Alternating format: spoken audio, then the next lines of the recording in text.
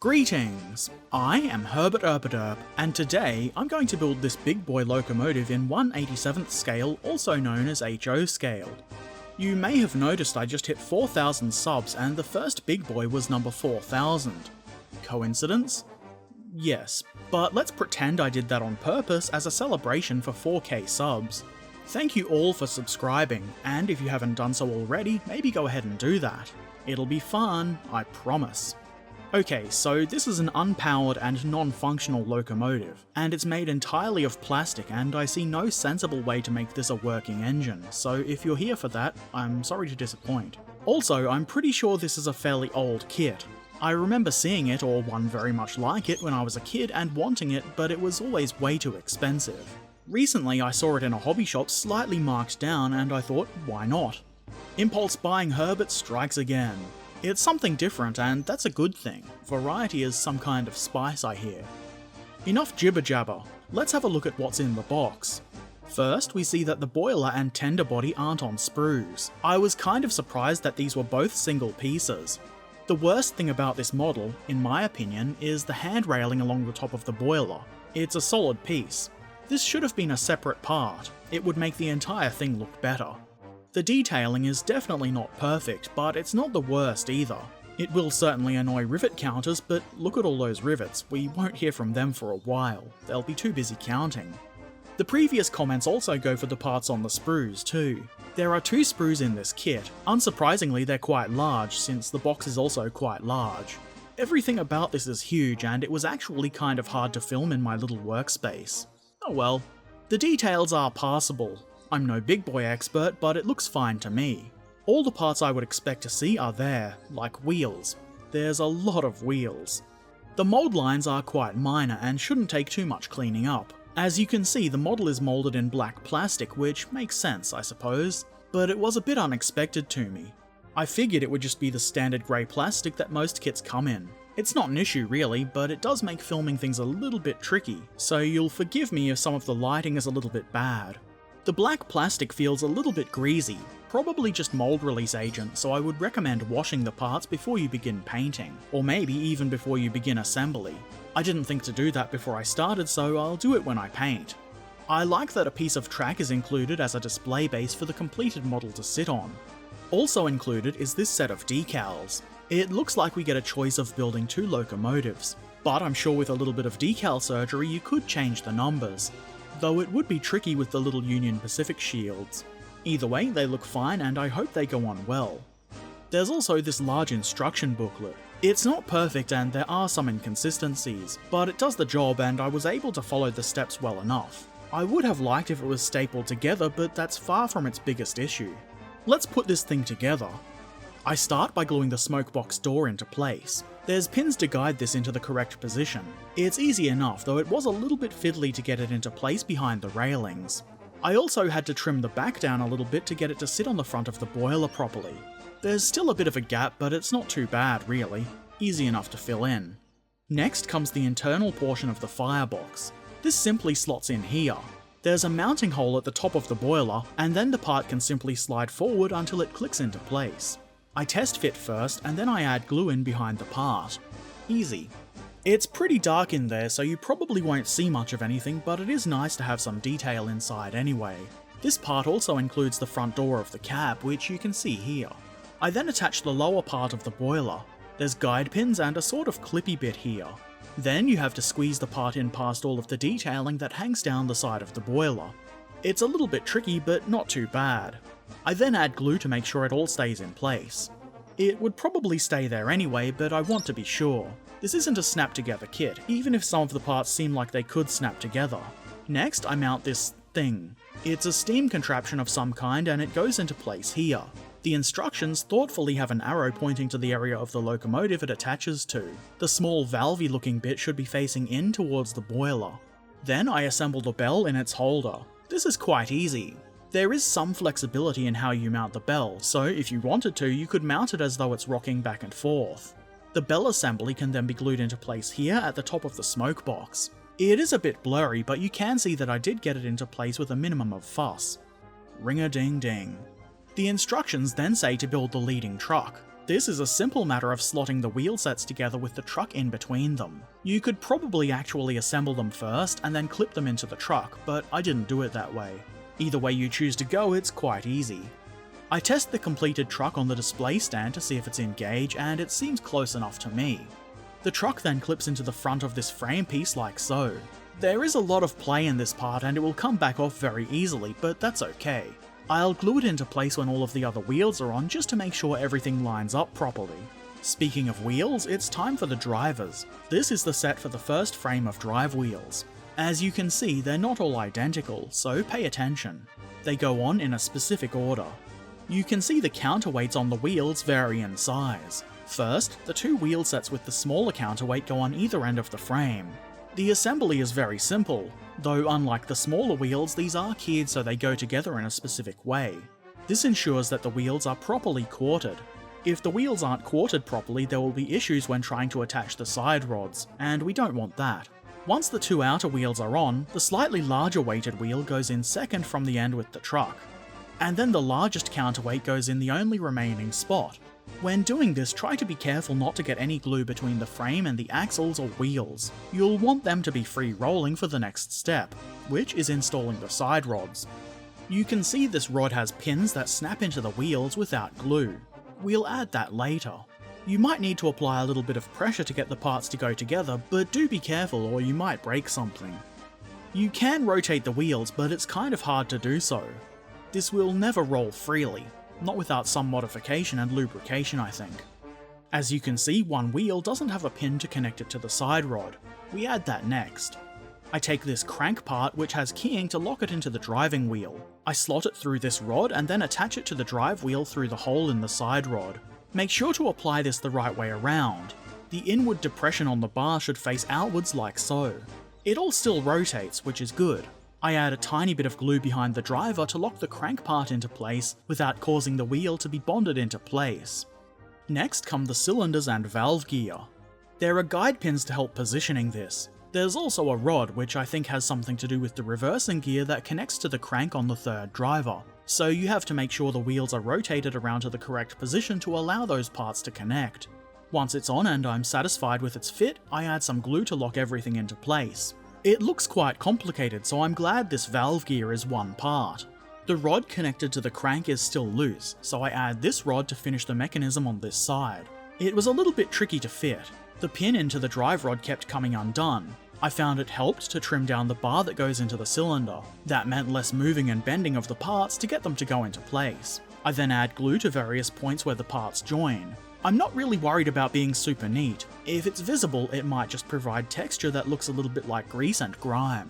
I leave the leading truck loose. I glued that into position at some point later without filming it. When I did that, I used the display track to ensure everything was lined up nice and straight. The running gear on the other side of the engine goes on pretty much exactly the same as the first side, so I won't bother showing that process a second time. But look, you can see here that I did get both sides done. I then glue on this cowcatcher and box thing part. You can see this has a pin onto which we mount this Union Pacific shield thing. The fit is a little bit tight, but it slots onto the back here like so. I straighten it up a bit and then add glue to ensure it stays where I put it. I'm not worried about a little mess here because it won't be visible later. Then, that assembly can be glued onto the front of the engine like so. There's a single pin to guide this, so it can rotate a little bit. I tried to get it on as straight as I could relative to the frame. I then glued in this rather thick pipe, which I assume is for steam. I mean, what else could it be for? Beer? Beer. I try to get this as straight in relation to the frame as I can. There's not really any way to test fit if this is on right, but as long as the pin is fairly central, it should slot into the boiler. The tolerance is a little bit loose. Next, I put together the second set of driving wheels. These also go together much the same way as the first set, so I'm not going to show the entire assembly again, otherwise this video would take hours. Remember earlier when I said the wheels go in a certain order? Yeah, that's kind of important. I had the two inner drive wheels mixed up. Pay attention to the instructions. To correct this, I had to break some glued parts and then replace them, which is obviously not ideal. It's not really noticeable, so I think I got lucky. There's a pin and hole to enable the two sets of driving wheels to link together like so, resulting in this huge articulated locomotive frame. Continuing with even more wheels, I build the trailing truck for the engine that goes under the firebox. The two halves of this frame simply slot together like so.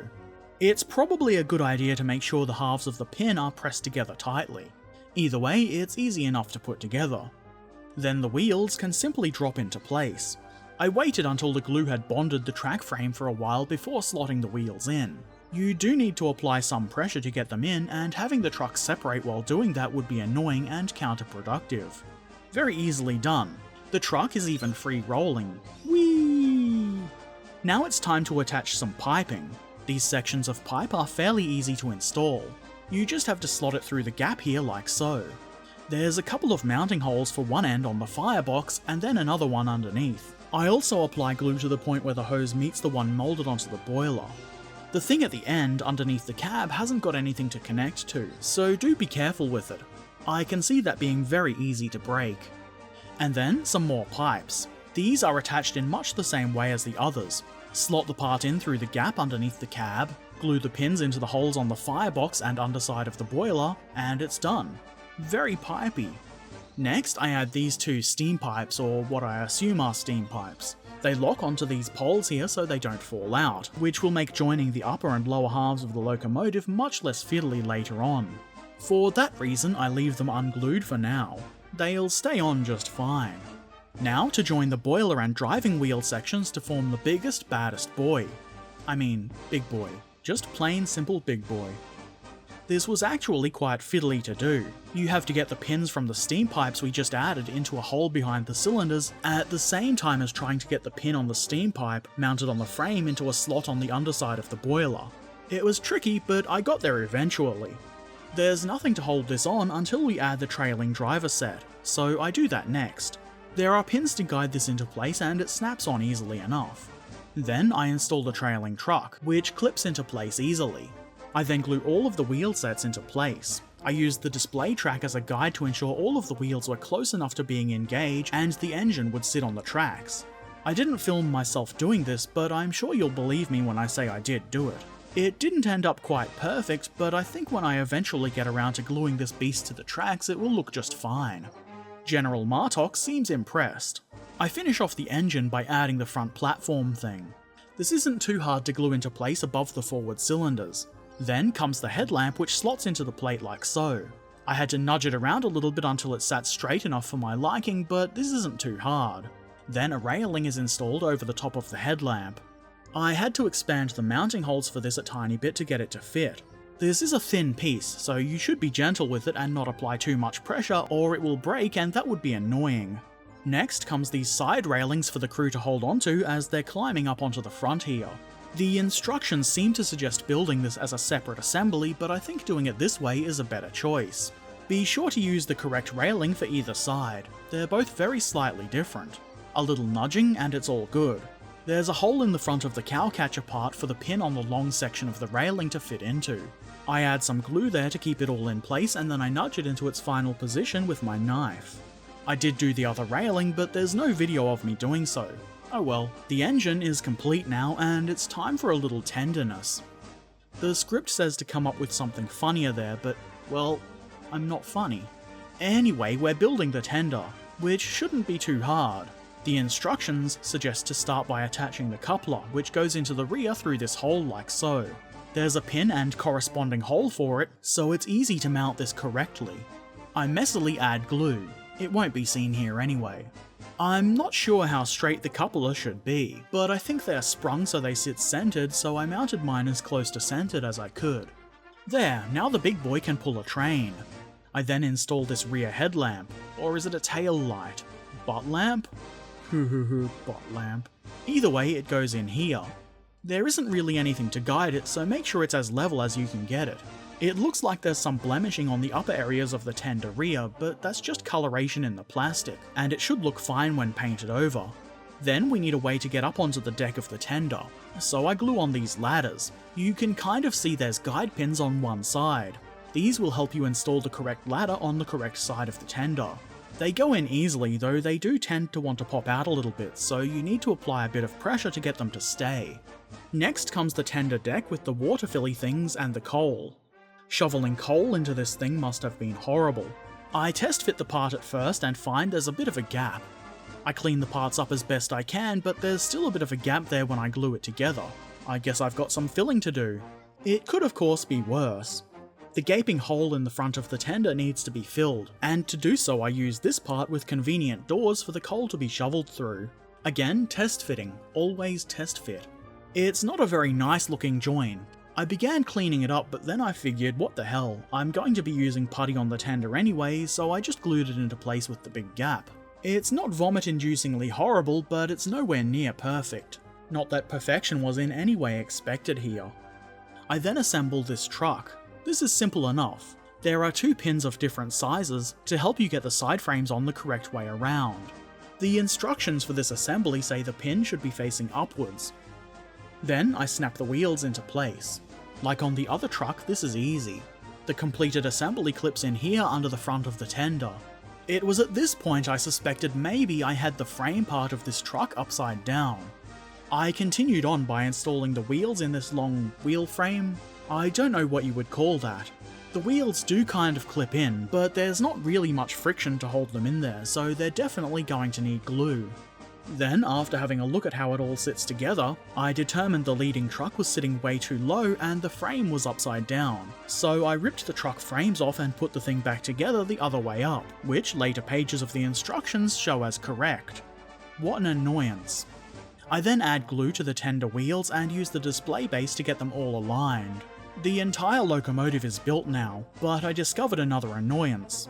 The pin on the tender's truck is in fact the wrong way around, and I can't get it to go into the corresponding hole on the engine. I figured this drawbar doesn't need to be a practical one, so I just clipped the pin off. Problem solved. One final step, building the display base.